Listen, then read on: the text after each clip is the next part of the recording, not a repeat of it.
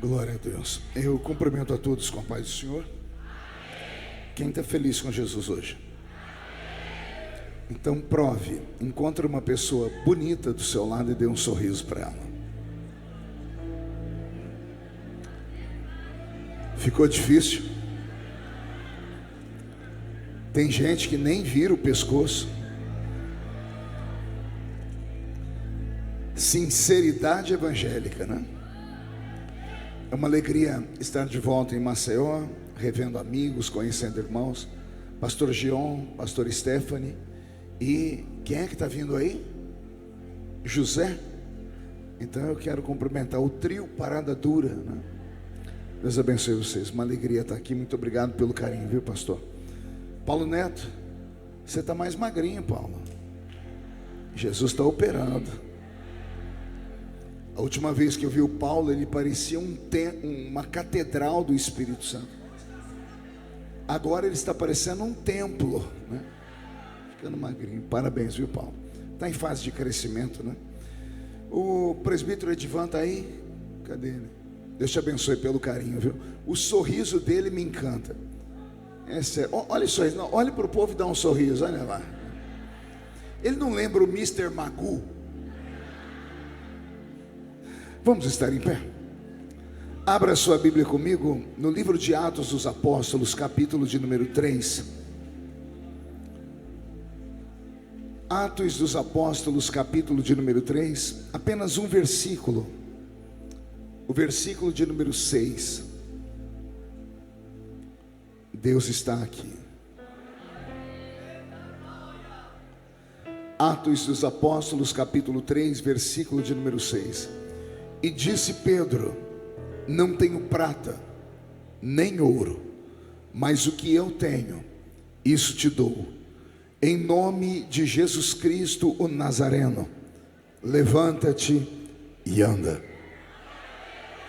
Amém, igreja? Feche a Bíblia, coloque no banco, na cadeira e pegue na mão da pessoa mais perfumada do seu lado.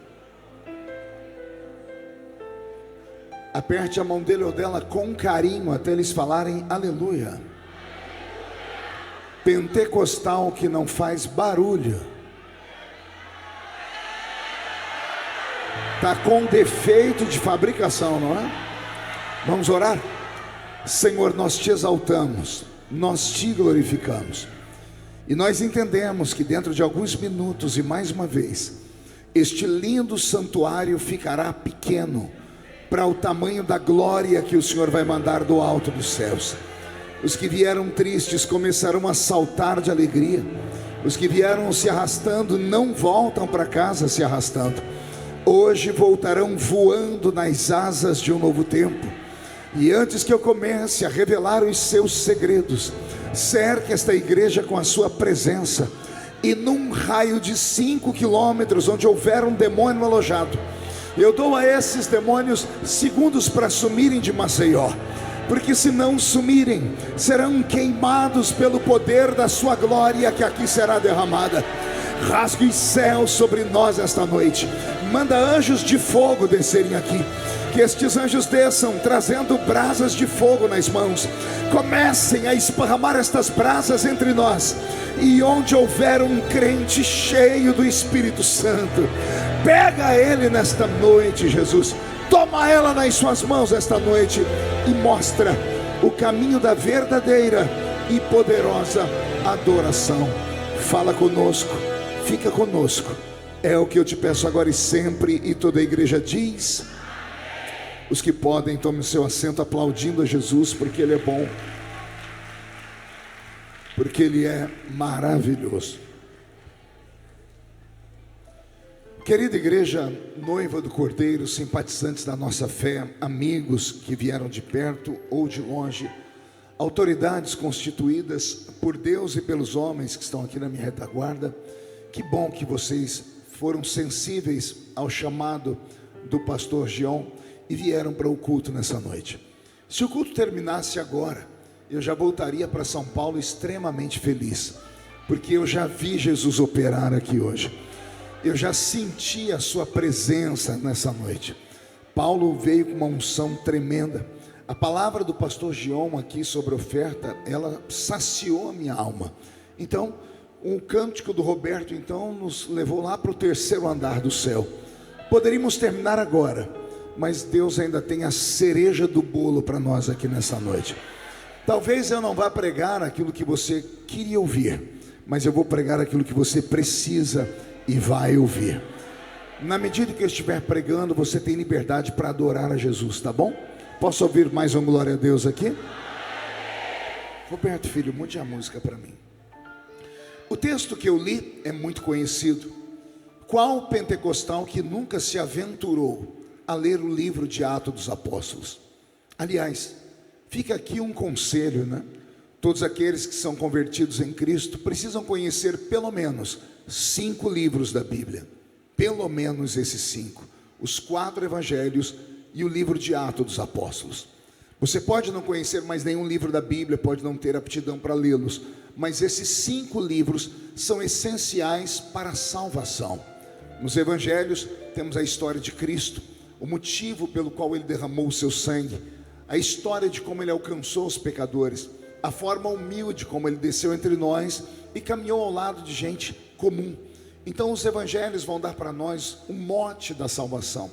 E Atos dos Apóstolos vai contar para nós como foi que esta igreja aqui nasceu. Vai falar para nós como era a homilia do primeiro culto, como foi que os crentes encararam a presença do Espírito Santo logo no início. Vamos ver que a igreja era uma igreja carregada pela glória de Deus. Então esses 5 livros não podem jamais sair do coração e da mente do crente. E para espanto, se eu perguntasse aqui hoje quem já leu todos esses livros, você ia ficar espantado com o número de pessoas que nunca tiveram coragem, ou não tiveram paciência, ou responsabilidade para ler esses primeiros 5 livros do Novo Testamento. Isso é uma grande vergonha para nós. Caminhando pelo mundo e pregando há mais de 30 anos, eu chego às vezes a ficar com vergonha da nossa fé evangélica. Se você pegar qualquer pessoa que se converte hoje ao Islã, em menos de um ano, a pessoa já leu por completo o Alcorão. 2 anos depois, ela tem a doutrina do Alcorão dentro do coração. 3 anos depois, somente um milagre para fazer ela sair do islamismo. Então, é o afinco dela com a religião. Qualquer pessoa que se converte às Testemunhas de Jeová, em menos de um ano, ela já leu a Bíblia dela toda. 2 anos depois, ela já tem pelo menos 100 versículos decorados na cabeça, e aí já podem ir domingo de manhã atormentar a gente na porta de casa. Qualquer pessoa que se converta ao Espiritismo, em menos de 6 meses, ela já leu todos os livros de Allan Kardec, incluindo o livro dos Espíritos, que Kardec chamava de o Evangelho segundo o Espiritismo.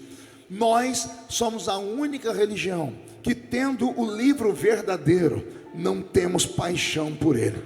Somos os únicos que carregamos a Bíblia às vezes debaixo do braço, como se fosse desodorante, ou pior, deixamos ela aberta em casa, ou do lado da cama ou na estante, sempre em 2 textos, ou Salmo 23, ou Salmo 91, como se a Bíblia fosse uma mandinga.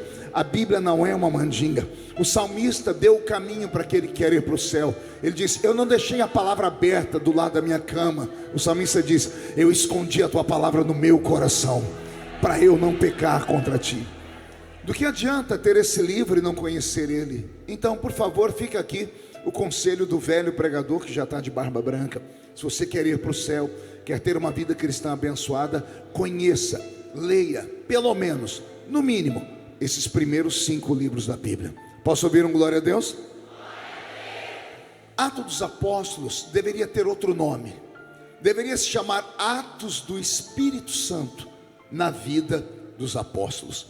Porque os atos dos apóstolos nada mais são do que o mover do Espírito Santo sobre a vida deles. Quem eram os apóstolos? Antes de serem apóstolos, eles eram discípulos. Diga comigo, discípulos. Alguém sabe o significado da palavra discípulo? Discípulo significa aluno. Rabi, rabino ou raboni, títulos dados a Jesus, significam professor. Então, quem eram os discípulos? Eram alunos que caminhavam ao lado do grande professor Yeshua, Jesus de Nazaré, que quando passou por aqui, inaugurou uma escola profética, uma escola apostólica. E ele teve, diferente daquilo que nós pregamos, porque muitos falam que Jesus teve apenas 12 discípulos, e isso é uma mentira. Jesus teve milhares de discípulos. Desses discípulos, aprove ele transformar 12 em apóstolos. Mas Jesus teve milhares de discípulos. Você deve se lembrar do Sermão da Montanha. No Sermão da Montanha, a escola de Jesus estava montada. Era uma escola ao ar livre. Jesus herdou isso dos gregos, Sócrates, Aristóteles e Platão, que deram ao mundo o significado do conhecimento. Inauguraram as escolas ao ar livre, para que as pessoas pobres tivessem acesso, porque naquela época antiga apenas os ricos, os mais privilegiados, podiam frequentar escolas. Então esses 3 pensadores da filosofia grega começaram a ensinar gratuitamente nas ruas. Parece que Jesus seguiu o caminho dele e começou a ensinar nas ruas. Lá no Sermão da Montanha, Jesus tinha na frente dele 5.000 alunos homens, fora mulheres e crianças. Imagine se cada homem tivesse uma mulher, e cada homem e uma mulher tivesse uma criança. 15.000 alunos ao ar livre. E foi uma imersão naquele dia, foi um intensivão, porque Jesus começou a pregar de manhã e foi até a noite, e ninguém arredou o pé. Não havia músicos, não havia instrumentos, não havia som bonito como esse. Era Jesus na montanha, e às vezes eu fico me perguntando como é que o povo ouvia ele pregar. 15.000 pessoas ouvindo um homem pregar sem microfone, sem caixa de som, sem nada. Jesus usava a acústica da montanha. Eles subiam no lugar mais alto, as pessoas ficavam aqui embaixo. Ele percebia para onde estava o vento, e então ele falava, e o vento batia na coluna da montanha e levava a voz dele para o coração das pessoas que ali estavam, e todos eram abençoados. Então Jesus, ele não teve 12 alunos, ele teve milhares, mas desses milhares, 12 alunos se formaram. E quem é que se formou? Um deles é o protagonista aqui da minha história nessa noite, que foi quem disse esta frase emblemática, que inclusive foi usada, se não me falha a memória, em um dos louvores aqui hoje. Eu vi que não quero ouro, não quero prata, eu quero só a sua presença. Veja só, isso inspira até os dias de hoje os poetas. Eu quero falar sobre a vida do apóstolo São Pedro. Olhe para quem está do seu lado e diga assim: você conhece Pedro? Diga: o Pedrão da Bíblia. Vamos aprender muito com Pedro hoje aqui. Amém? Vamos lá. Quando eu leio o Atos dos Apóstolos capítulo 3, a cena é a seguinte: Pedro e João estão entrando no templo. A Bíblia é interessante porque ela resolve desenhar para nós o lugar onde Pedro e João estão entrando. Eles dão o nome da porta pela qual eles estão entrando dentro daquele templo. Era a porta chamada Formosa. O templo em Jerusalém tinha 12 portas. Quantas portas eu disse? 12 sempre foi um número muito religioso para os judeus. E havia naquele templo 12 portas. Pedro e João entraram pela porta chamada Formosa. E naquela porta havia um paralítico. No capítulo 4 e 5 de Atos dos Apóstolos, vamos descobrir parcialmente a idade do paralítico. A Bíblia diz que ele tinha mais de 40 anos. Se ele tinha mais de 40 anos e era um paralítico de nascimento, possivelmente ele estava esmolando naquela mesma porta há mais de 25 anos. Porque de 10 a 15 anos o menino recebia uma espécie de emancipação, e apenas com 15 anos é que as prefeituras da época davam alvará, autorizando as pessoas a pedirem esmola no meio da rua. Os judeus sempre tiveram dificuldade com doenças congênitas, sempre tiveram um problema com doenças físicas, principalmente aquelas que nasciam com as pessoas. Se você ler a Bíblia Sagrada, você vai se lembrar que um dia trouxeram um doente para Jesus, e os discípulos ficaram tão estarrecidos com a doença, que perguntaram assim para Jesus: Senhor, essa doença é tão cabulosa, é tão cabeluda, que nós queremos fazer uma pergunta para o Senhor: quem pecou para esse rapaz ter esse tipo de doença? Foi o pai dele, a mãe dele, ou foi ele que pecou? Ainda bem que perguntaram. E Jesus desmistificou, e ele disse assim: nem ele pecou, nem os pais dele pecaram. Isso aí aconteceu na vida dele, para que o nome de Deus fosse glorificado. Mas até esse tempo, na mente dos judeus, toda pessoa que tinha qualquer doença física, eles achavam que era uma punição por pecados, porque no Velho Testamento está escrito que Deus visitava o pecado dos pais nos filhos, até a terceira e quarta geração, aquilo que hoje nós chamamos de herança, maldição hereditária. Então os judeus acreditavam nisso. Só podia pedir esmola na cidade quem tinha autorização. Tem um doente na Bíblia muito famoso, o cego mais famoso da Bíblia. Quem lembra o nome dele? Bartimeu. Bartimeu estava sentado no meio-fio, numa esquina, possivelmente num lugar de comércio. Só estava ali porque ele estava autorizado a pedir esmolas. Ele ouviu um burburinho, um barulho imenso, perguntou o que era. Alguém disse: está vindo aí um homem cabeludo e barbudo, de roupa branca. Dizem que por onde ele passa, milagres acontecem. Bartimeu acreditou e perguntou qual é o nome dele. E falaram: é Yeshua. E Bartimeu começou a gritar: Yeshua, Jesus, filho de Davi, tem misericórdia de mim. Bartimeu dizia Yeshua bar Davi, na linguagem deles, Jesus, filho de Davi, tem misericórdia de mim. Ele gritou tanto que um dos discípulos chegou perto dele e disse: cala-te, você está atormentando o mestre. Aí que ele gritou mais alto.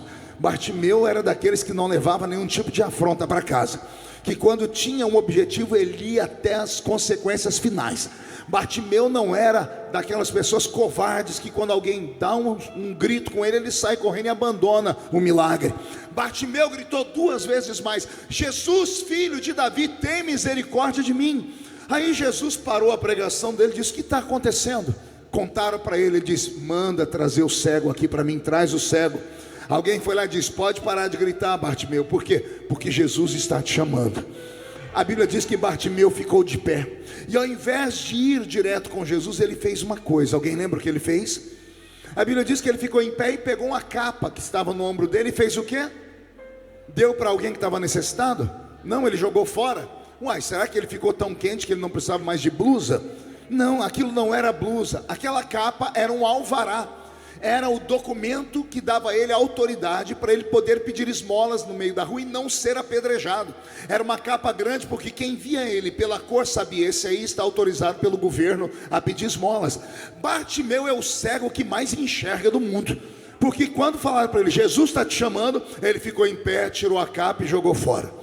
Começou a dizer assim: eu não preciso mais do Bolsa Família, eu não preciso mais do SUS, eu não preciso mais do governo, eu não preciso mais do assistencialismo, porque homens me dão isso aqui para pedir esmola, mas esse que está me chamando, ele pode me dar a visão e eu ter vida de novo. Só podia pedir esmola naquele tempo quem tinha esse alvará. Havia fora das cidades, fora dos muros, porque as cidades eram chamadas de cidadelas. No tempo de Jesus, todas as cidades eram muradas, e elas eram cercadas e fechadas por um portão, para evitar saqueamentos, para evitar que bandidos à noite viessem e roubassem as cidades. Os leprosos, os cegos, os paralíticos não podiam morar dentro da cidade. Eles entravam na cidade quando o portão abria de manhã, Paulo, às 6 da manhã, e esmolavam, só aqueles que tinham alvará, e quando estava chegando 6 da tarde, eles pegavam tudo que arrecadavam em dinheiro, iam na feira, compravam o que sobrava da feira, atravessavam o portão antes da cidade fechar, e iam para um lugar chamado Vale dos Rejeitados. Se alguém tiver curiosidade, eu tenho meu canal no YouTube, eu tenho lá uma pregação sobre o Vale dos Rejeitados, você vai entender mais o que é isso. Então, esse rapaz que está sentado na porta do templo, na porta chamada Formosa, na escadaria da porta Formosa, que a Bíblia fala para nós o nome da porta, há um interesse no escritor em explicar isso. Como haviam 12 portas, haviam 12 pedintes de esmola, e cada pedinte de esmola tinha autorização do governo para ficar em uma porta. O escritor, o médico Lucas, que é biógrafo, ele é detalhista, ele diz assim: aquele que foi curado não foi qualquer paralítico ali, foi o paralítico sentado na porta formosa do templo. Então ele faz questão de destacar isso para que ninguém confunda com os outros. Quem foi curado foi aquele da porta formosa. E como é que ele foi curado? Pedro e João entravam no templo. Não era a primeira vez que Pedro e João entravam naquele templo. Havia passado a Páscoa. Todos os anos, depois da Páscoa, Pedro e João, que eram sócios em uma embarcação, eles eram pescadores. E entenda, ser pescador naquela época era como se fosse lá no interior de São Paulo. A vida que eu tive na minha infância, a gente trabalhava na roça, era chamado de boia fria. Era o emprego mais simples que podia ter, qualquer pessoa podia exercer, não precisava aprender a ler nem escrever. Pedro e João eram homens iletrados. Capítulo 4 de Atos dos Apóstolos, depois do milagre, alguém vai ouvir Pedro pregar e vai dizer: não são, pois, esses homens iletrados, incautos, incultos, traduza-se por iletrados, homens analfabetos. Eu estou dando informações para você memorizar, daqui a pouco você vai entender onde eu quero chegar. Pedro e João eram analfabetos, eles estavam entrando naquela porta, não era a primeira vez. Todos os anos, depois da Páscoa, eles iam àquele templo, ou para agradecer a Deus por um ano de muita vitória, por um ano de prosperidade, porque naquele ano talvez eles pescaram muito, ou entravam no templo para pedir a Deus perdão pelos pecados, porque no ano eles não venderam nada, não conseguiram colher nada, não conseguiram pescar nada. Então era comum, todos os anos era de lei eles entrarem naquele templo. Como eles entraram pela porta formosa, eu acredito que Pedro e João eram muito parecidos com os crentes modernos. O crente, depois que ele vai numa igreja 1 ano, 2 anos, parece que ele comprou o lugar onde ele senta. Já percebeu isso? Não? Chega atrasado no culto e fala: irmão, esse lugar aí é meu. Não tem o nome dele na cadeira, não tem, mas ele fala: é meu, porque ele está tanto tempo ali. Pedro e João entraram por aquela porta, porque o lugar onde eles assentavam todos os anos, talvez há mais de 20 anos, estava perto daquela porta. Então tudo é um desenho. Lá vai Pedro e João, exatamente como foi o ano passado, o ano retrasado, o ano anterior, 10 anos atrás, sócios indo ou agradecer a Deus, ou pedir perdão a Deus. Era tudo normal. O paralítico já conhecia eles, porque ele tinha mais de 40 anos. Era costume ele chegar, estender a mão e dizer: me dá uma esmola. Ninguém pede esmola assim, me dá uma esmola de cabeça baixa. Ele não era cego, ele está olhando para Pedro e João dizendo: me dá uma esmola. O que acontece na sequência é que mexe comigo. A Bíblia diz que Pedro olha para ele e diz assim: olha para nós. Aqui já começa a mexer comigo, pergunte por quê. Só falo se todo mundo perguntar. Porque o paralítico já está olhando para eles. Ele está pedindo esmola. Me dá uma esmola. Aí Pedro diz: olha para nós. Mas ele já está olhando para ele. Eu entendi que Pedro não estava normal nesse dia. Pedro estava fora da casinha. Pedro estava diferente. Pedro olhou para o homem dizendo: olha para nós. Não na intenção do homem olhar, porque o homem já estava olhando. Pedro queria chamar a atenção de todo mundo que estava dentro daquela igreja. Pedro estava chamando a atenção de quem estava entrando pelas outras 11 portas. Pedro queria ser o centro das atenções. Ao gritar: olha para nós, pastor, como é que o senhor sabe disso? Quem escreveu é Lucas. Lucas não estava lá. Lucas, como biógrafo, voltou no templo e perguntou para as pessoas o que aconteceu. Ele ouviu das pessoas. Nós estávamos entrando no templo por aqui e por ali, e de repente ouvimos o Cefas gritar, porque um dos nomes de Pedro era Cefas: olha para nós. A igreja inteira olhou, a multidão toda olhou. Pedro não estava normal. Muitas vezes contamos essa história errada, porque falamos que Pedro e João entravam, e Pedro e João disseram: olha para nós. E aí Pedro vai falar em nome dele de João, dizendo assim: nós não temos prata nem ouro. Não é isso que está escrito. Pedro disse sim, olha para nós. Mas na hora de falar que não tinha prata nem ouro, Pedro falou sozinho. Talvez João está até mexendo na bolsinha dele para pegar uma moeda, mas Pedro se antecipou e disse: eu não tenho. Pedro não diz nós, eu e João não temos. Ele fala por ele: eu não tenho prata, eu não tenho ouro. Imagina o João olhando para Pedro dizendo: o que deu em Pedro? Está todo mundo olhando para Pedro. Esse homem nunca abriu a boca para nada. Eu não tenho prata, eu não tenho ouro, mas o que eu tenho,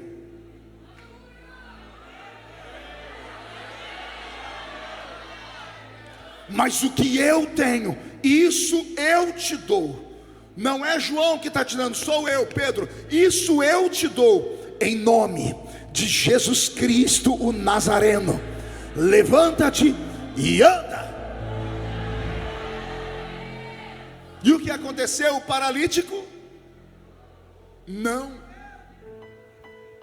O paralítico não andou. Sentado estava, sentado ele permaneceu. Pedro usou o seu conhecimento teológico dos anos que ele aprendeu aos pés do seu professor. Jesus ensinou regras da teologia, dizendo assim: em meu nome vocês vão curar, em meu nome vocês vão expulsar demônios. Pedro usou o conhecimento que ele aprendeu sentado nos bancos ao lado do mestre. Ele olhou para o paralítico, lembrou que Jesus disse: farão as obras que eu faço, farão outras maiores. Disse: eu não tenho prata, eu não tenho ouro, mas o que eu tenho te dou. Em nome de Jesus Cristo Nazareno, levanta e anda. E o paralítico não levantou. Quando o paralítico não levantou, eu imagino que se passou na mente de Pedro. Eu imagino as acusações que a mente dele sofreu por dardos inflamados do diabo. Pastor, depois você lê na sua casa. Pedro disse: em nome de Jesus Cristo Nazareno, levanta e anda. E o paralítico não levantou. A Bíblia diz: e Pedro, deixa eu achar um paralítico aqui. Você pode me ajudar? Pode colocar a sua cadeira aqui? Rapidão, rapidão, tem que ser tudo bem rápido. Isso, senta aí, está aqui o meu paralítico. Estende a mão pedindo uma esmola. Estende a mão para mim. Pedro disse: olha para nós, mas ele já está olhando. Aí chamou a atenção de todo mundo. Baixa essa mão, me dá outra. Eu não gosto nada da esquerda. Isso.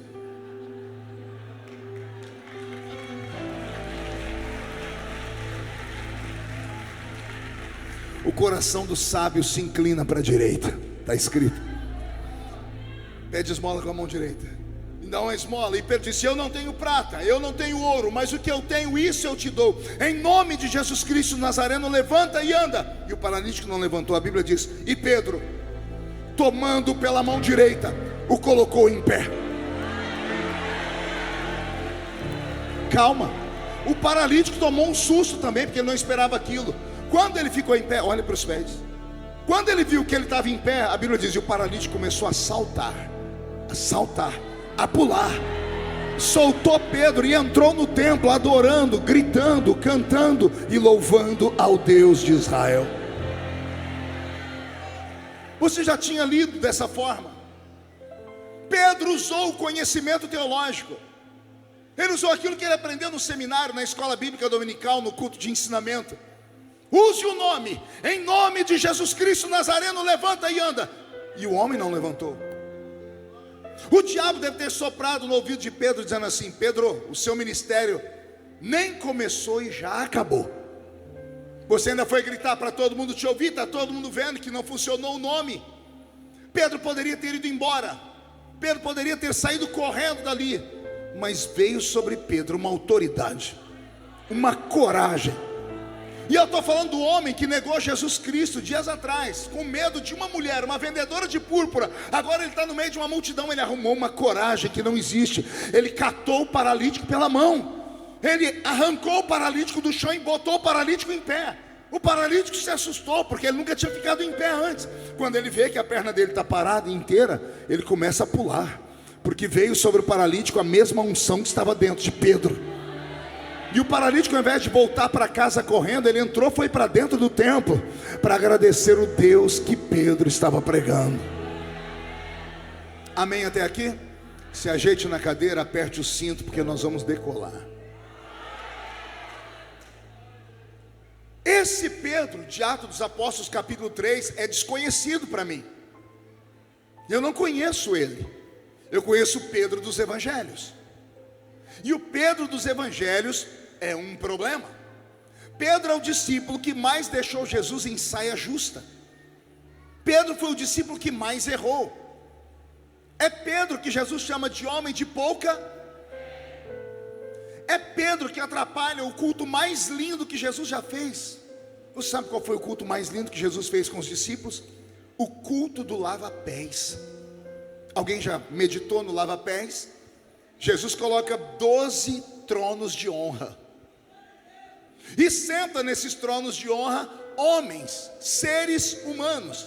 A palavra ser humano, a palavra ser é uma entidade invisível. A palavra humano vem de humus. E humus é terra misturada com esterco. E eu não preciso falar para ninguém aqui o que é esterco, né? O que é um ser humano? É uma entidade invisível que habita dentro de um corpo podre, fedido e desgraçado. Aí vem Jesus, coloca 12 tronos de honra, senta 12 seres humanos, 12 homens podres. E aí vem ele, Jesus, o verbo encarnado. Vou deixar o apóstolo falar para nós o que é Jesus. Ele mesmo sendo Deus, não tem por usurpação ser igual a Deus. Antes, aniquila a sua forma divina e desce entre nós e se faz carne. O Deus encarnado coloca 12 homens sentados e o Deus encarnado se ajoelha na frente dos homens e pega a parte mais suja do corpo humano, que é o pé. O pé é a parte mais suja do corpo humano. É a parte que a maioria de nós mal cuida. As mulheres ainda cuidam porque tem que andar de sandália, mas os homens estão aqui. Se eu pedisse agora para todos os homens tirassem o sapato aqui de dentro, você ia falar: eu estou no inferno. Você ia sentir um cheiro de queijo parmesão misturado com uma tranqueira. Ia começar a escutar alguns coçando o pé. E se olhasse debaixo das cadeiras, você ia ver que caiu um pozinho. É sério, ia misturar chulé com frieira. O sangue de Jesus tem poder. É a parte mais suja do corpo humano. Aí vem ele, o Deus eterno, adorado desde a eternidade. Deixa o trono e vem entre nós. Não bastasse nos curar, nos abençoar, ele coloca os homens em tronos de honra. Ele deveria estar sentado no trono, mas ele se ajoelha na frente da criatura e pega o pé da criatura para lavar. Não tem nada mais lindo do que isso. Um culto mais lindo da Bíblia para mim foi esse. Aí Jesus está lavando os pés. João entendeu, Mateus entendeu, André entendeu, Filipe entendeu. O culto estava lindo, até que Jesus foi colocar a mão nos pés de Pedro. Pedro escondeu os pés para debaixo da cadeira. Jesus parou e disse: por que você está escondendo os pés? Ó, o Pedro arrogante: nos meus pés o Senhor nunca vai tocar. Aí Jesus diz para ele: então escute, se eu não lavar os seus pés, você não tem parte comigo. Pedro abaixou a cabeça, esticou um pé e esticou o outro. Quando Jesus foi lavar os pés de Pedro, Pedro esticou os dois braços. Jesus falou: eu pedi os pés, por que você está me dando as mãos também? Ele disse: já que o Senhor vai lavar, não lava só os meus pés, lava as minhas mãos, lava os meus braços, me dá um banho por inteiro, porque eu sou inteiro sujo. Esse é o Pedro que eu conheço. Pedro é o único discípulo que Jesus chegou no ouvido dele e disse assim: Pedro, o diabo anda pedindo a sua alma para cirandar com você. Não conte para ninguém. Pedro caminhou ao lado de Jesus 3 anos e meio endemoniado. Alguém lembra de Jesus falando assim: ó, um entre vós é o diabo. Jesus olhou para os dois e disse: um entre vós é o diabo. E todo mundo diz assim: é Judas. Não era Judas, porque o diabo entrou no coração de Judas no final. Pedro andou com o diabo dentro do coração. Um dia Jesus não aguentou. Jesus falou: está chegando a minha hora de morrer. Pedro disse: tem pena de ti mesmo. Jesus colocou o dedo no nariz dele e disse: para trás de mim. Não ouvi? Não, tem alguma coisa errada. Foi Zé Pilintra, Exu Caveira, Preto Velho. Não é esses demoninhos pequenininhos? Quem estava dentro de Pedro? Quem é Satanás? A estrela da manhã caída? Lúcifer, o arqui-inimigo de Deus, o príncipe do inferno. Pedro carregava dentro do coração o próprio mal. E sabe o que é mais lindo? Jesus nunca mandou Pedro embora. O dia que Jesus foi mandar embora, ele falou assim: para trás de mim, Satanás. Pedro fica. Ah, você não entendeu, eu vou falar de novo. Sai, Satanás, mas Pedro fica.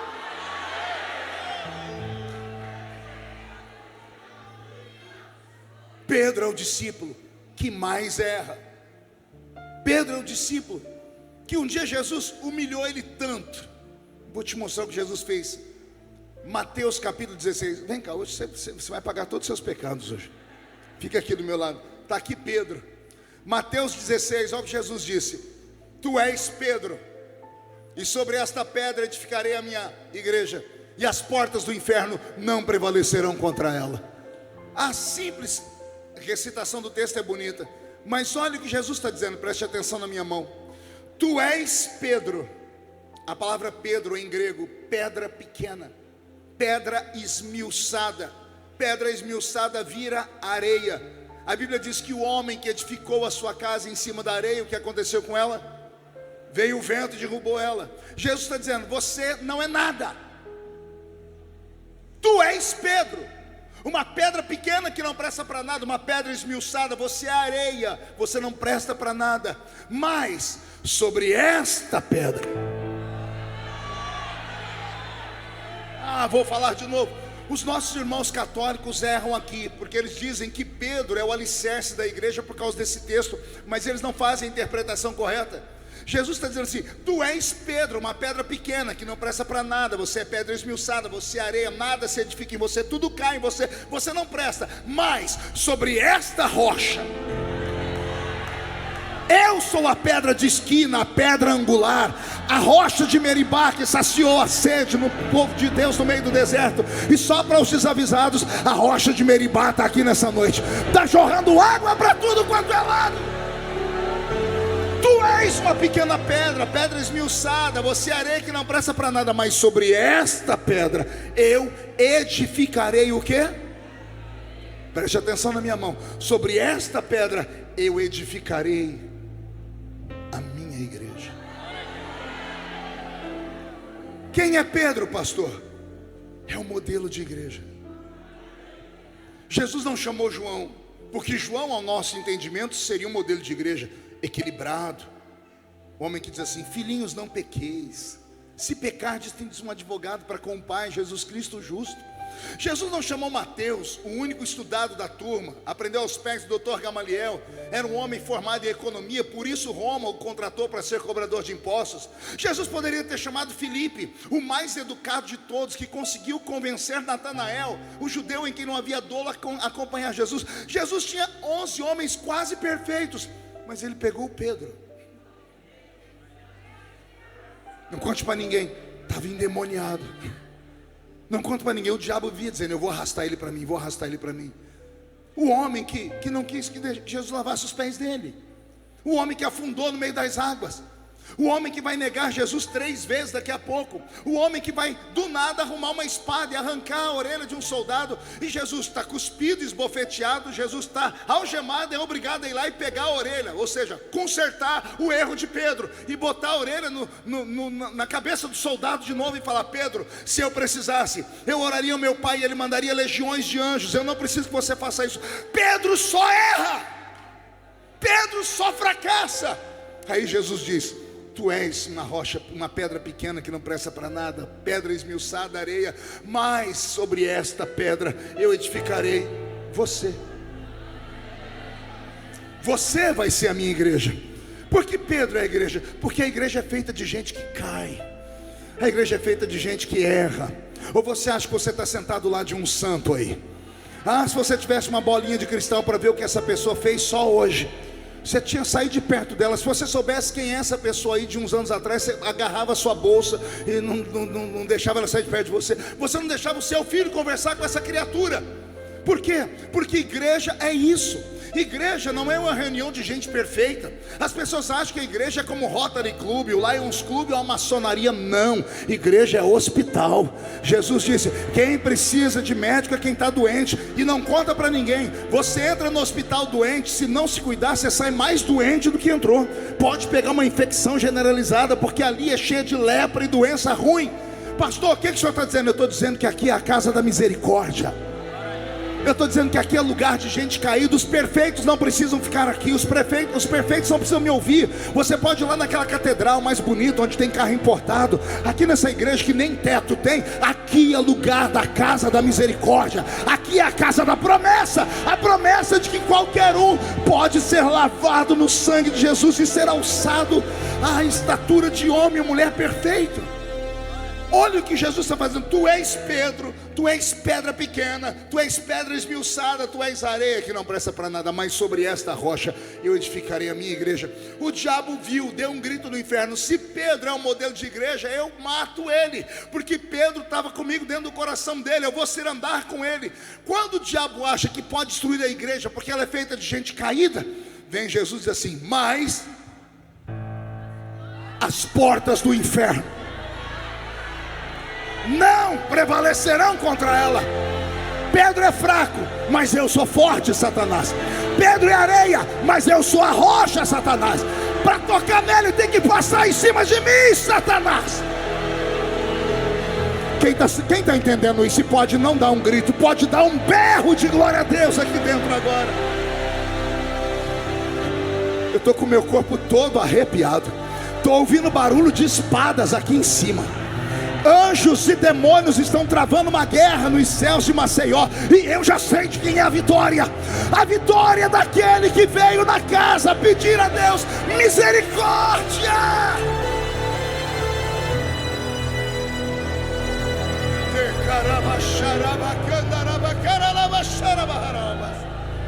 Me ouça. O Pedro dos evangelhos não é o Pedro de Atos dos Apóstolos. Vocês concordam comigo? O Pedro dos evangelhos, ele é fraco, ele é medroso, ele se esconde, ele peca, ele erra, ele afunda nas águas, ele tenta acertar, mas só erra. Aí o Pedro de Atos dos Apóstolos, lembra do capítulo 2?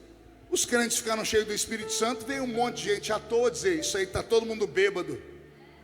Quem foi que defendeu os crentes? E Pedro, saltando no meio da multidão, gritou: aqui não tem ninguém bêbado. O que está acontecendo aqui é o que foi predito pelo profeta Joel, que disse: e acontecerá nos últimos dias, diz o Senhor, que derramarei do meu espírito sobre toda a carne. Vossos filhos e vossas filhas profetizarão, vossos jovens terão visões, os vossos velhos sonharão sonhos. Naqueles dias, diz o Senhor, derramarei do meu espírito sobre quem está perto, sobre quem está longe, sobre os meus servos e as minhas servas. O sol se converterá em trevas, a lua se converterá em sangue, e virá o poderoso dia do Senhor. Me explique o que aconteceu com Pedro. Ele negou Jesus na madrugada em que Jesus foi traído por 3 vezes. Ele negou Jesus, ele estava medroso. Ele negou Jesus diante de um homem, de uma mulher. Ele estava com medo de morrer, ele estava com medo de meia dúzia de soldados. Em Atos dos Apóstolos, Jerusalém tinha quase 6 milhões de pessoas que vieram do mundo inteiro. Em Atos 2, você vai ler lá, haviam judeus que vieram de Cirene, da Capadócia, da Frígia, da Panfilha, da Arábia, da África. A cidade estava tomada por uma multidão. Foi essa multidão que escutou o barulho do Pentecoste e foram lá. E quando viram os crentes parecendo bêbados, eu só conheço bêbados de 2 formas: ou sentir o cheiro da maldita manguaça na boca, ou ver uma pessoa fazer aquilo que uma pessoa normal não faz. Não consegue andar em linha reta, fica andando torto, dá risada à toa. Lá na minha cidade, um dia desse, num velório, entrou um bêbado. Ele olhou para o caixão e começou a cantar parabéns para você. O infeliz travou o velório. Alguém falou: o que você está fazendo? Respeita o morto. Falou: é morto? Eu achei que era um bolo de aniversário. O tal do bêbado é esquisito. Por que acharam que os crentes estavam bêbados? Porque homens e mulheres ficaram possuídos por uma presença que ninguém nunca tinha visto antes. E ao ficar cheio daquela presença, o lugar onde estavam ficou pequeno. Eles começaram a ficar expansivos, começaram a fazer igual os crentes aqui de Maceió fizeram agora há pouco. Um ficou em pé, outro começou, parece que recebeu o espírito do Bruce Lee, ficou meio cheio. Uns ficaram valentes, pulando, gritando, dançando. E aí o povo achou que estava bêbado. Pedro não aceitou que debochassem dos nossos irmãos. Pedro pulou no meio de uma multidão e recitou o livro do profeta Joel. Anote aí, conhecimento, escrito 835 anos antes deste episódio. E aí vem outra pergunta. Pergunte qual? Só falo se todo mundo perguntar. Eu disse que Pedro e João eram o quê? Analfabetos. Não são, pois, esses homens iletrados? Se são analfabetos, eles não sabem ler nem escrever.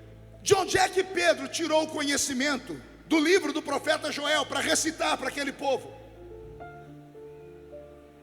Depois que ele cura o paralítico, você vai ver ele pregar. Pedro recita pelo menos uns 20 versículos do Velho Testamento, começando pelo profeta Samuel até aquele momento. É impossível para um homem analfabeto, sem conhecer as escrituras, para um pescador recitar a Bíblia como Pedro recitou. Pedro não está normal. aconteceu alguma coisa com Pedro em Atos dos Apóstolos. E sabe o que Jesus falou ao meu coração? Vou fazer a mesma coisa em Maceió. Ah, você não está entendendo. Se você soubesse perto de quem você está sentado agora, o que Deus vai fazer na vida dessa pessoa aí. Você agora pegava o seu celular, abraçava a criatura e fazia uma selfie e deixava na memória do seu celular para sempre. Por quê, pastor? Porque daqui uns dias, daqui umas semanas, uns meses, uns anos, você vai estar na sua casa ligando a televisão e de repente você vai: uai, eu conheço. Como assim? É aquela pessoa lá do bairro, aquela pessoa ignorante, pobre, ela só tinha 2 dentes na boca, o zagueiro e o atacante. Ela era analfa de pai, beta de mãe, como é que agora está ali? Aí vão dizer: você não viu o que aconteceu não? Deus soprou o nome da pessoa. A pessoa inventou um negócio, ela ficou rica. A riqueza dela é igual a de Elon Musk. Eu estou profetizando, quem é louco pega. Você não viu? Ele gravou um louvor que é mais poderoso que o louvor do Paulo Neto. A criatura está pregando 10 vezes mais que o pastor Marco Feliciano. Aí você vai dizer: era meu amigo, estava lá na minha igreja. Sabe o que vão falar para você? Mentiroso. Você quer ser, como é que você conhece aquela pessoa? Ela é tão famosa. Não, congregava comigo. E você não vai ter prova nenhuma. Então eu tiraria uma selfie agora, só para mostrar, tá aqui a prova, ó. É sério, a pessoa que chegou do seu lado nem te cumprimentou direito, não gostou da sua roupa, não gostou do seu cabelo, não gostou do seu cheiro hoje, porque hoje você ainda está nos evangelhos. Depois dessa noite você vai entrar em Atos dos Apóstolos. Vai acontecer uma metamorfose, vai acontecer uma transfiguração. Deus vai mudar você de uma forma tão violenta que quando você acordar amanhã de manhã e olhar para o espelho, nem você vai se conhecer mais. Vão perguntar: mas não é aquela criatura? Não, está esquisito. Você vai andar pelas ruas de Maceió a partir de amanhã e vão falar: meu Deus, você viu um passarinho verde? Você está todo estranho. Você vai dizer: não, foi uma pombinha de fogo. Aqui desceu em Atos, desceu ontem lá na casa da promessa. Ela veio sobre a minha vida e mudou o meu coração. Alguém acredita nisso? Quem acredita nisso, por favor, reage, reage, reage.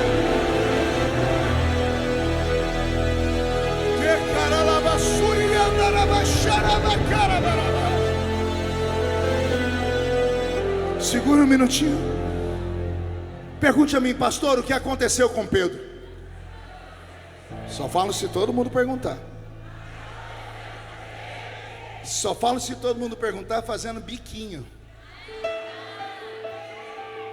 Povo fofo, quero mudar para Maceió. Simples.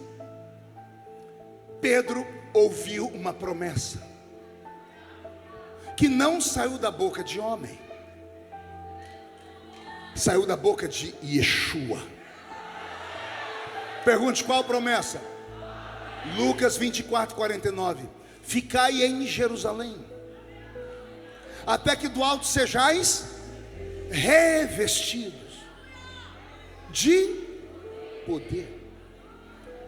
Jesus não diz: ficai em Jerusalém até que do alto sejais vestidos. Ele diz: ficai em Jerusalém até que do alto sejais.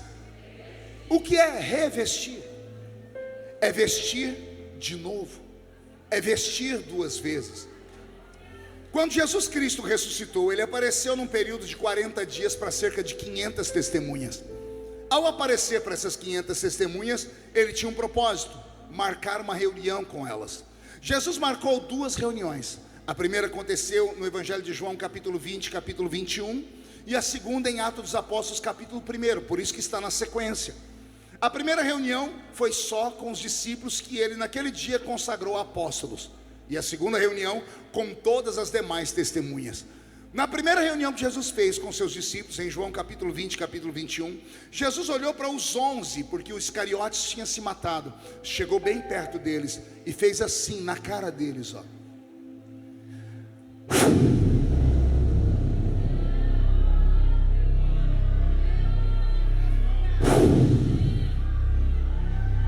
O senhor é louco, pastor? É só ler.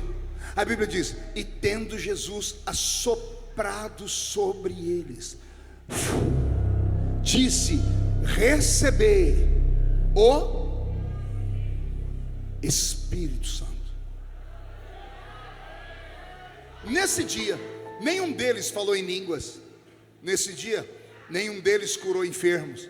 Nesse dia, na reunião particular, eles só fizeram uma coisa: eles respiraram o hálito do Salvador. Jesus não soprou de longe. Jesus chegou perto deles. Vem cá, Pedro. Sim, senhor. João, Tiago, André, Felipe. Jesus assoprou sobre eles. E quando Jesus assoprou, eles fizeram assim, ó.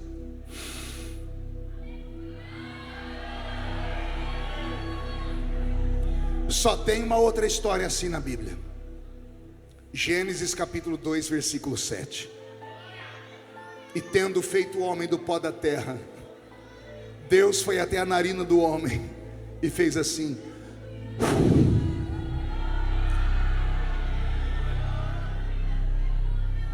O que está acontecendo?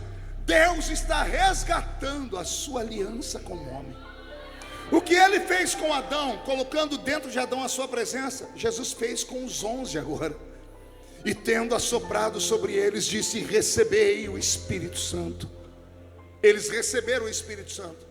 Estava dentro deles, mas ninguém falou em línguas, nem operaram com sinais. Pergunte a mim, por que não, pastor?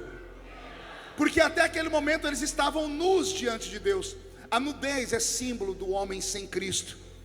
Quando Jesus soprou sobre eles o Espírito Santo, o Senhor os vestiu. A salvação é uma veste. O homem sem Deus está nu, o homem salvo está vestido. Ou seja, tem dignidade. Senhor Jesus soprou sobre eles. Eles respiraram e foram salvos naquele momento. Naquele momento se cumpriu a salvação plena, a conversão plena. Você não lembra que Jesus falou por mais de uma vez: um dia você vai se converter. Eles já tinham caminhado ao lado dele, curado enfermos, multiplicado pão. Jesus insistia: um dia você vai se converter. Eles se converteram aqui, porque quando eles viram Jesus ressuscitado, inclusive Tomé, que colocou o dedo na sua ferida, eles não tiveram mais dúvida. A conversão foi tão plena que a partir desse momento eles estavam prontos para morrer pelo Salvador. Agora que eles estão vestidos, Jesus diz para eles: olha, eu fiz com vocês algo muito lindo, mas não é o suficiente para o que vem pela frente. Como assim, Senhor? A conversão é suficiente para te levar para o céu, mas o que eu tenho para vocês é uma missão.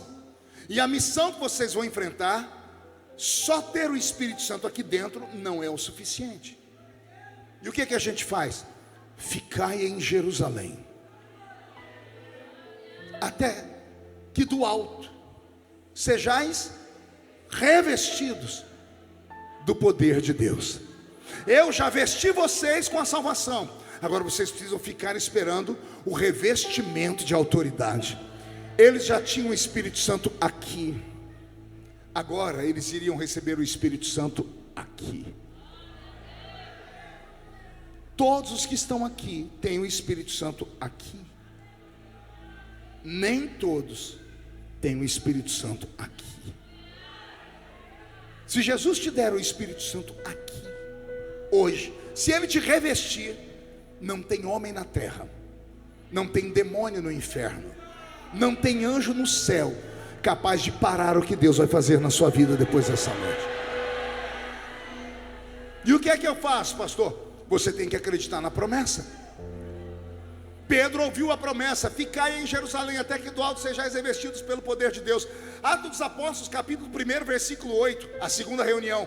Está todo mundo ali, cerca de 500 testemunhas no pé de uma montanha. Você acha que eles encontraram Jesus do nada? Jesus marcou o encontro. Tendo Jesus falado com eles, olha o que Jesus diz para eles: mas recebereis o poder do Espírito Santo, que há de vir sobre vós, e ser-me-eis testemunhas em Jerusalém, Samaria, Judeia e até os confins da terra. O Senhor disse que viria sobre eles o poder do Espírito Santo. As Bíblias mais antigas não têm a palavra poder, tem a palavra virtude. A mesma palavra usada na cura da mulher do fluxo de sangue. Quem tocou em mim? Senhor, as multidões te oprimem. Tu perguntas quem te tocou? Alguém tocou em mim, porque de mim saiu virtude.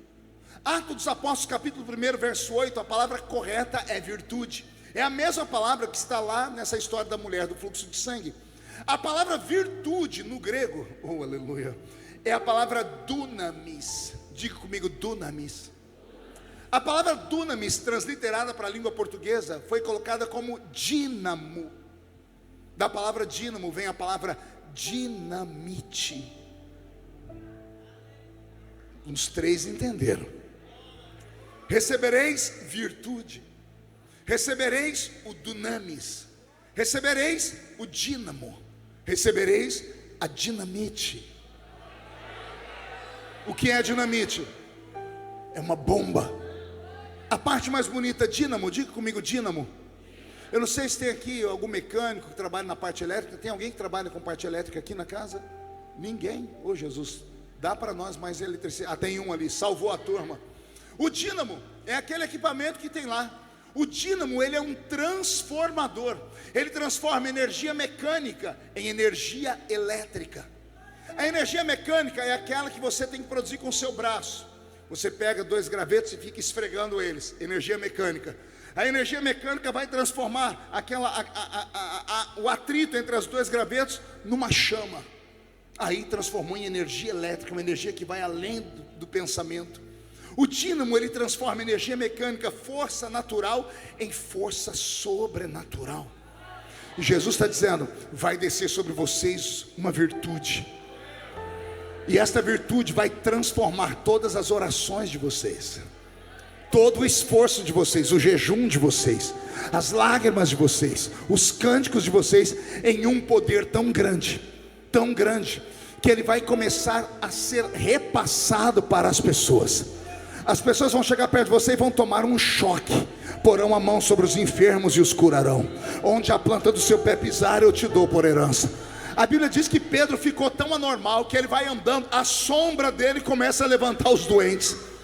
Não, uma irmã deu glória a Deus, vou falar de novo. A Bíblia diz que depois que Pedro curou o paralítico, ele andava na rua e as pessoas colocavam os doentes só para a sombra de Pedro passar. A sombra de Pedro ia passando e começou a curar os doentes. Paulo descobriu que ele tinha essa virtude. Ele não dava conta mais de orar por tantos doentes, porque era muita gente. Paulo pegou o lenço dele, deve ter encharcado de suor, como eu estou fazendo comigo aqui, e pegou o lenço e falou assim: leva sobre os doentes, coloque sobre os enfermos. A Bíblia diz que quando iam colocar sobre os enfermos, perto dos enfermos tinha gente endemoniada. Os demônios fugiam do lenço de Paulo, e a enfermidade ia embora quando o lenço era colocado. Eu vi o senhor distribuir aquelas coroas aqui. O senhor não sabe como eu acredito nessas coisas. Eu tenho muitos amigos assembleanos que debocham disso. Eu não tenho coragem de debochar, porque se o lenço de um homem pode curar, imagina um óleo que o senhor orou e consagrou. Imagina a pessoa que vai levar isso para casa. Só não acredita quem não quer, e eu respeito. Se você não acredita, eu acredito. Talvez seja por isso que eu cheguei onde cheguei, seja pregando há mais de 30 anos, porque a minha fé ainda é uma fé lá da roça. Eu ainda subo um monte para orar. É claro que eu não sou mais um menino que cortava cana de açúcar, nem apanhava laranja, algodão e café. Eu sou um homem estudado, me comunico em 3 idiomas, escrevi mais de 20 livros, mas eu continuo cheio do Espírito Santo desde o início da minha conversão.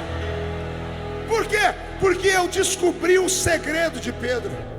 Pedro entrou dentro daquela casa com 500 testemunhas. Quantas testemunhas? Jesus não deu o horário, não deu o dia da semana, não deu a data. É para esperar, ficar aí em Jerusalém até ser revestido. Não era para sair dali até ser revestido. Das 500 testemunhas, 380 e alguma coisa não aguentaram esperar. Tinham prioridades. Ah não, eu vou cuidar do meu filho, vou cuidar da minha roça, da minha fazenda, da minha escola, eu tenho mais coisas para fazer. Isso é mentira, foi uma visagem. Tinha 1 milhão de desculpas e foram embora. Ficaram quase 120. No 10º dia de espera. Vou deixar a Bíblia falar. Estavam todos reunidos no mesmo lugar, quando de repente veio do céu um som, como de um barulho de um vento forte e impetuoso, e encheu a casa onde estavam assentados. E foram vistos por eles línguas repartidas como que de fogo, as quais pousaram sobre cada um deles.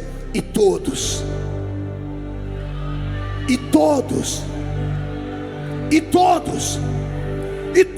foram cheios do Espírito Santo, e começaram a falar em outras línguas, conforme o Espírito Santo lhes concedia que falassem. Olha o que aconteceu. Eles receberam o batismo com o Espírito Santo, todos. Pedro recebeu algo mais. A crença de Pedro, a fome que ele tinha de Deus era tão grande, que o batismo com o Espírito Santo que veio sobre ele, veio com um upgrade. Não foi só um batismo. Pedro entendeu que o batismo com o Espírito Santo era uma chave capaz de abrir um armário que tinha 9 prateleiras, e eu falei sobre isso a última vez que eu vim aqui. 9 prateleiras, em cada uma das prateleiras um dom extrasensorial. Quem foi sistematizar em teologia foi Paulo, que era um erudito, um estudado. Pedro sabia por instinto, por osmose. Paulo estudou. 9 dons do Espírito Santo. Pedro recebeu o batismo com o Espírito Santo e começou a operar. Pergunte como? Ele pulou no meio de todo mundo e recitou um livro escrito 835 anos antes, sem nunca ter lido. Isso tem nome, é um dom chamado palavra da sabedoria. Pedro foi lá, usou a senha, usou a teologia, não levantou o paralítico. Ele foi e catou o paralítico pela mão. Dom da fé. O que é o dom da fé? É ver uma coisa que não existe ainda como se já tivesse acontecido. Ananias e Safira foram lá entregar uma oferta para Pedro, contar uma mentira. Pedro diz: por que mentistes ao Espírito Santo? Dom de discernimento de espírito. Pedro recebeu os dons do Espírito Santo. Pedro começa a andar, a sombra dele começa a curar os paralíticos. O que é isso? Dom de operação de maravilhas. Pedro vai orar por outros doentes, ele põe a mão e eles são batizados. Dons de curar os enfermos. Pedro recebeu quase todos os dons do Espírito Santo no dia em que ele foi batizado com o Espírito Santo, porque ele tinha fome. Aqui, se eu perguntar quantos são batizados com o Espírito Santo, eu acredito que a maioria, porque a igreja é bem barulhenta. Você recebeu o batismo com o Espírito Santo e o que mais? Nada mais? Ah, você recebeu o batismo e tem quantos meses que você não fala em línguas? Quantos anos faz que você... Ah não, pastor, eu perdi. Como é que você pode perder uma coisa que foi Deus que deu? Não, o diabo tomou. Você acha mesmo que o diabo tem poder para tomar um dom que Deus te deu? Se o dom está aqui dentro, está dentro do seu espírito, como é que o diabo enfiou a mão aí dentro e arrancou ele? A sua falta de conhecimento faz você ficar aí andando pelas ruas como se fosse um menino que tomou uma pedrada, ou um passarinho que tomou uma pedrada de um menino levado. Você diz: eu não tenho nada, eu perdi os meus pecados. Você não sabe o que aconteceu com você no dia em que você foi batizado com o Espírito Santo. O batismo com o Espírito Santo não é só um sinal, não é só a pessoa falar meia dúzia de palavrinha que ela não entende. O batismo com o Espírito Santo é uma chave. Uma chave que, se você começar a cultivar e a treinar ele, orar. Paulo diz que quem fala em línguas não fala, ora. O capítulo 14 da primeira carta dele aos Coríntios, ele diz: aquele que ora em línguas, ora bem. A sua mente fica sem fruto, mas o seu espírito ora bem. Paulo está dizendo que quando você começa a falar em língua estranha, você não entende bulhufas do que fala. Quem está à esquerda, à direita também não entende. Mas aquele que está sentado no trono, que é o dono dessas línguas, ele entende. Sabe o que falta para nós? Treinamento.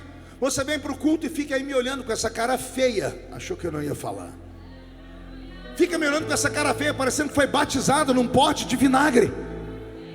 Fica me olhando com esse olho seco, parecendo olho de sapo que morreu no dia de enchente. Vem para uma reunião pentecostal e não abre a boca nem para respirar. Fica aí com essa boca travada, essa boca de aço, essa língua de ferro, esse queixo de concreto. E fica dizendo: não, pastor, eu não sou um crente menino, eu estou na igreja desde a época de Noé. Ah, coisa ruim. Então você acha que você conhece tudo, todos os segredos de Deus. Quem é o homem para falar eu sei tudo sobre Deus? Não existe tal ser humano. Não existe um homem para conhecer os segredos de Deus na sua plenitude. Quando nós falamos que somos formados em teologia, como eu sou, eu fico morrendo de vergonha. Hoje eu não tenho nem coragem mais de falar. Como pode um ser humano de carne e osso fracassado falar: eu sou doutor em teologia? Tel, Deus, logia, estudo de Deus. Como posso eu ser um doutor do conhecimento de Deus? Eu não sei nada sobre Ele. O pouquinho que eu sei, o meu corpo já treme, eu me jogo no chão. Basta ele só olhar para nós, a gente começa a chorar igual um desesperado. Tem gente que não quer mais nem sair do culto. Quem é que conhece as profundezas dele? Não existe ninguém com conhecimento suficiente para dizer: eu sei tudo que Deus é capaz de fazer. Eu não sei. Eu sei que nessa noite, se ele encontrar alguém aqui que acredita,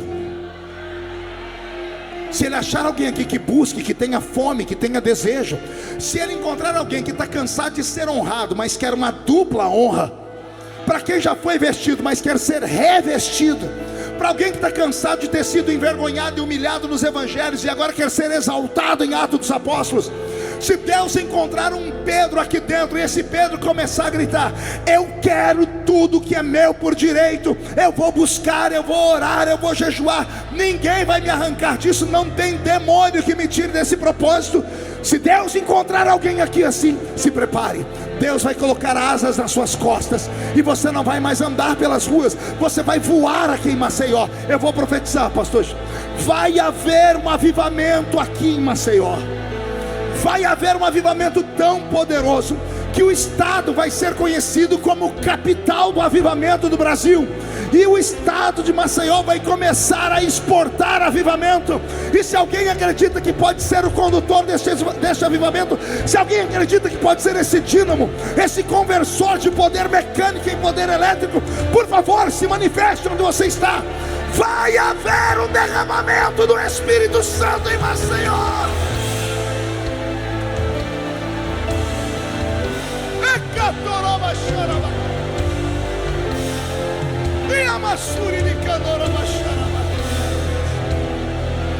Fique de pé comigo. Cadê o meu paralítico? Cadê o meu Pedro, meu paralítico? Vem cá, vem cá, vem cá. Quando Pedro tomou o paralítico pela mão, ele se tornou um com ele.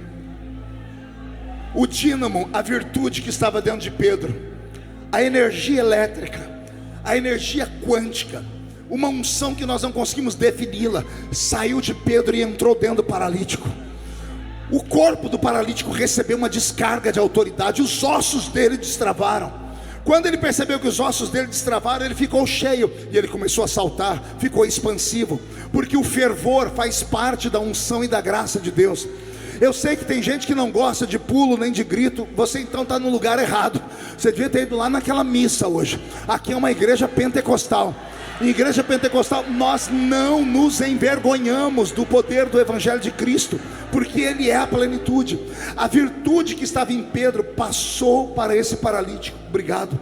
Em Atos dos Apóstolos capítulo 19, Paulo colocou a mão sobre 12 crentes. Os 12 começaram a falar em línguas estranhas. No Velho Testamento, Moisés um dia chegou diante de Deus e disse: eu não estou dando conta de segurar o povo, é muita gente, e eu trouxe o nome de 70 pessoas para repartir a carga com eles. Quero levantar aqui capitães, chefes. Deus disse: você quer isso mesmo? Quero. Então coloque o nome deles aí. Abre os braços, Moisés. Abri, e agora? O Senhor disse: eu vou tirar do espírito que está em você e vou repartir com 70 homens no meio da congregação. A Bíblia diz que Deus tirou de Moisés e esparramou. 68 homens estavam dentro do arraial e começaram a profetizar. Foram atingidos pela presença do Espírito Santo, começaram a dançar, a cantar e a profetizar. 2 deles estavam do lado de fora do arraial, chamados Eudade e Medade. Passou um crente na rua e viu os 2 pulando. Ao invés de ir lá pular com eles, foram lá falar para Moisés, dizendo: Moisés, tem crente pulando lá fora, tem 2 homens dando escândalo lá fora. Josué parou o rapaz, falou: eu levo para Moisés a ideia. O homem chegou diante de Moisés e disse: Moisés, tem 2 homens dando pulos e gritos e profecia fora do arraial de Israel. Eudade e Medade, posso mandar matar? Moisés disse: ô Josué, quem dera não só os 2, quem dera não só os 68 dentro do arraial, quem dera todo Israel fosse cheio do Espírito Santo. O desejo de Deus essa noite é que você saia daqui transbordando, é que você saia daqui transpirando azeite, é que você saia daqui falando em línguas estranhas, porque o batismo com o Espírito Santo é a chave. Se Jesus te der as línguas hoje, daqui até a sua casa, eu não me responsabilizo se a sua sombra levantar um paralítico. Eu não me responsabilizo se você começar a andar pelas ruas e Deus te der a vida da pessoa que está andando, e você revelar o nome dela, as coisas que estão acontecendo com ela, porque eu acredito nesse tipo de unção. Só quem crê, diga eu creio também. Pegue na mão de quem está do seu lado, diga para o seu irmão: o que está em mim pode passar para você, porque eu sou um gerador de poder. Feche os olhos. Deus vai transformar este lugar agora num grande oceano, um oceano do Espírito, e você será o condutor desse poder. Os batizados com o Espírito Santo, eu vou fazer um pedido, na verdade eu vou implorar, para que você comece a orar em línguas agora. Pastor, mas eu não estou sentindo. Você não tem que sentir nada. As línguas são suas, são presentes, está na sua mente. O que eu faço? Comece a falar. Por quê? Porque nós vamos navegar no oceano do Espírito. Eu navegarei no oceano do Espírito, e ali adorarei. Jesus batiza com o Espírito Santo ao Deus do meu amor. O irmão que é batizado está segurando na mão daquele que não é. Que esse irmão gere esta virtude, que o dínamo comece a transformar energia mecânica em energia elétrica. Deus da minha vida, enche esses crentes com a sua presença agora, que me agora, agora, sem nenhuma explicação.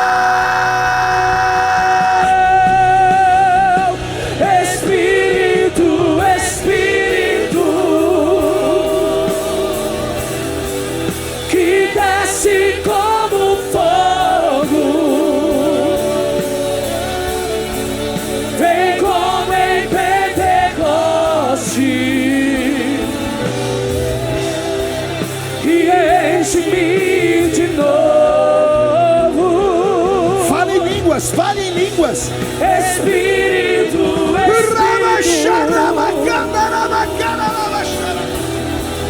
que desce como fogo. Recebe. Como em Pentecoste. E enche-me de novo.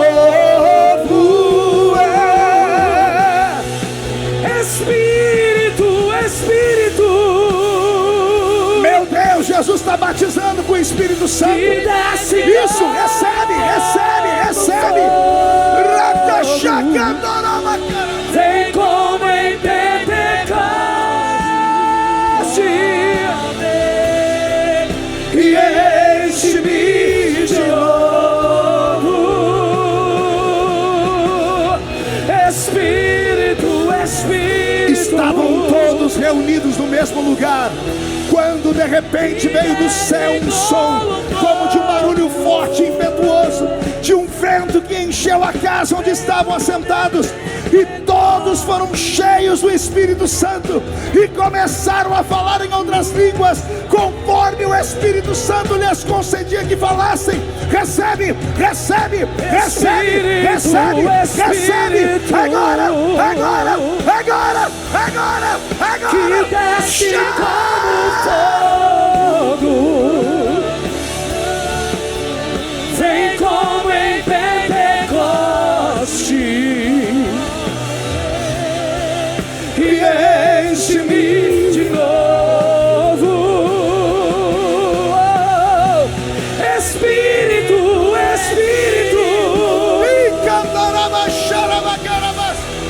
Que desce como... Libera os dons, Jesus. Libera os dons. Libera a profecia, interpretação de línguas, discernimento de espírito, curas. Libera.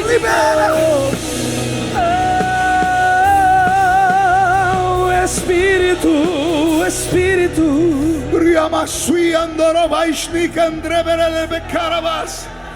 Solte a mão do seu irmão, erga as mãos para o céu, feche os olhos. Se prepare para uma chuva que vai cair sobre nós. Deus, abre o céu sobre a casa da promessa em Maceió. Vai chover línguas de fogo entre nós. Uma chuva diferente agora está se formando no céu. Temporal de bênçãos e poder. O calor tão glorioso invade. 500 graus de puro fogo santo e poder, pra fazer enfermidade desaparecer, pra fazer o inimigo fugir de você. Olha lá, meu Deus! Uma nuvem de vitória está sobre a igreja. A previsão de Deus é que vai chover. Vai chover línguas estranhas por todos os lados. E nesse temporal quero sair molhado, molhado e revestido por esse poder. Agora o impossível vai acontecer. É a promessa de Deus. O fogo vai descer por esse poder. É a promessa de Deus. O fogo vai descer por esse poder. Já começa a acontecer.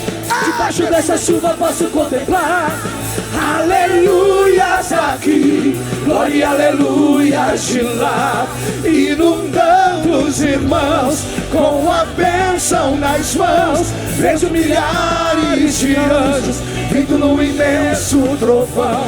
Desse lado tem poder, desse lado tem vitória. Aqui na frente tem irmãos sendo batizados e dando glória. Aqui no meio o fogo cai, toda enfermidade não resiste, sai pelo santo nome de Jesus. E já começa a acontecer.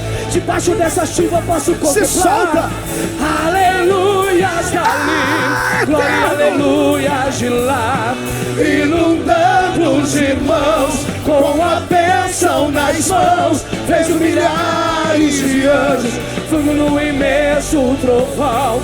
Desse lado tem poder, desse lado tem vitória. Aqui na frente tem irmãos sendo batizados, dando glória. Aqui no meio o fogo cai, toda enfermidade não resiste e sai pelo santo nome de Jesus. Aqui no meio o fogo cai, toda enfermidade não resiste e sai pelo santo nome de Jesus. Feche os olhos, levante a mão direita aberta para o céu.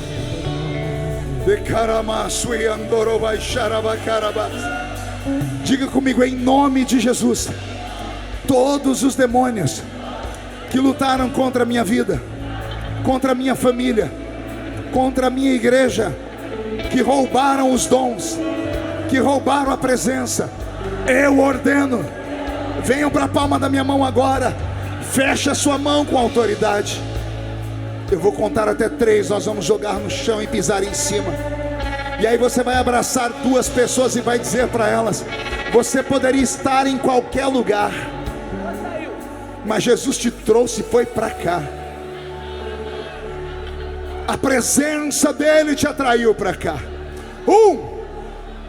Você nunca mais será o mesmo. 1,5. A sua família sentirá orgulho de você de novo. 2. Quem viver verá o que Deus fará na sua vida depois desta noite. 2,5. O Senhor muda a sua vida como mudou a vida de Pedro. Você será um instrumento, você será uma arma nuclear na mão de Deus. Vai haver libertação nessa noite na rua da sua casa. Vai haver transformação dentro da sua família. Amanhã Deus vai te dar uma vitória que você jamais sonhou. 3, jogue no chão, pise em cima, abrace 2 pessoas. Estar em qualquer outro lugar, mas tua glória me atraiu. Tua tua presença me atraiu. Tentei me esconder por medo de não viver, mas tua glória me atraiu. Tua presença me atraiu. Eu poderia estar, meu Deus, em qualquer outro lugar, mas tua glória me atraiu. Tua presença me atraiu. Tentei me esconder por medo de não viver, mas tua glória me atraiu. Tua presença me atraiu. É que a sarça pegou fogo e não se consumiu, e a voz que saiu dela um dia me atraiu. E o meu coração queimou até que descobriu que um dia com tua glória vale mais que mil. É que a sarça pegou fogo e não se consumiu, e a voz que saiu dela um dia me atraiu. E o meu coração queimou até que descobriu que um dia com tua glória, um dia com tua glória vale mais que mil.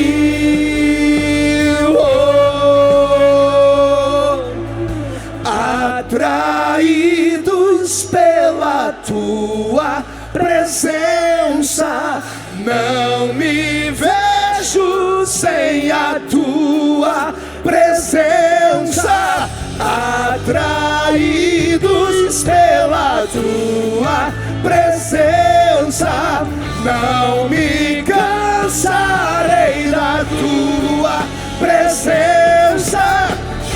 Atraídos pela tua presença, cante! Não me vejo sem a tua presença. Atraídos pela tua presença, não me cansarei da tua. É que a sarça pegou fogo e não se consumiu, e a voz que saiu dela um dia me atraiu. E o meu coração queimou até que descobriu que um dia com tua glória vale mais que mil. É que a sarça pegou fogo e não se consumiu, e a voz que saiu dela um dia me atraiu. E o meu coração queimou até que descobriu que um dia com tua glória, um dia com tua glória vale mais que mil. Só quem está cheio do Espírito Santo dê um glória a Deus. Se a trombeta do arrebatamento tocar agora, e desta multidão só 2 subirem, eu tenho certeza que um sou eu. Quem é o outro e vem atrás? Então diga para o seu irmão: eu não sou daqui. Já cantei isso uma vez e vou cantar de novo. Eu não sou daqui, pra casa voltarei. Ele vem me buscar e com ele eu irei. Eu não sou daqui, pra casa voltarei. Ele vem me buscar e com ele eu irei. Em breve Jesus no céu vai aparecer, e todo joelho se dobrará, e toda língua confessará. Mas a igreja será arrebatada num piscar de olhos, acontecerá. Mas a igreja será arrebatada no piscar de olhos, acontecerá. Yeshua, o Messias aguardado, ele vem me buscar. Cante. Yeshua, esta é a igreja do arrebatamento. O Messias aguardado, ele vem me buscar. E dada a palavra de ordem, O mesmo Senhor descerá do céu com alarido, voz de arcanjo e trombeta de Deus. Os que morreram em Cristo ressuscitarão primeiro, e depois nós, os que ficarmos vivos, seremos transformados e arrebatados seremos, e estaremos para sempre com o Senhor Jesus nos ares. O Messias aguardado, Ele vem me buscar. Leve Jesus, o céu vai aparecer, e todo joelho e toda língua confessará. Será arrebatada num piscar de olhos, acontecerá. Mas a igreja será arrebatada num piscar de olhos, acontecerá. Quem pode aplaudir? Quem pode aplaudir e gritar? Quem pode aplaudir, gritar e dar um pulo para cima? Jean, para terminar, o último recado para o diabo: sai da frente, Satanás! Estamos em guerra!